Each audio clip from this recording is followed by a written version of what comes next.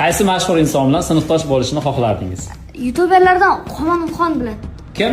Omonxon. Sizchi? Messi. Messi? Nima uchun?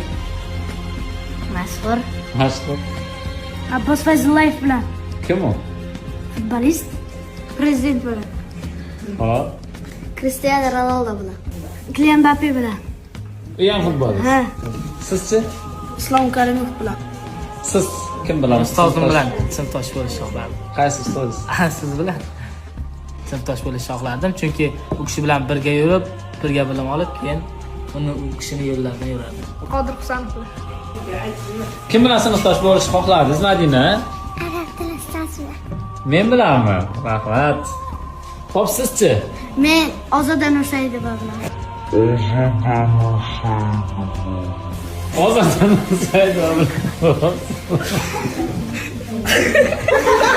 Men Pepe bilan. Kim u Pepe? Futbolist. Futbolist. Sizchi? Neymar Junior. Shayx hazratlari Muhammad Yusuf hazratlari bilan ustozimiz rahmatli Bekamiz aka. Jaloliddin Manguberdi bilan. Franklin bilan. Men Amir Temur bilan. Men Zulfiya xonim bilan. Abu Ali ibn Sino bilan. Bahodir Naqshband hazratlari bilan. Omonxon bilan.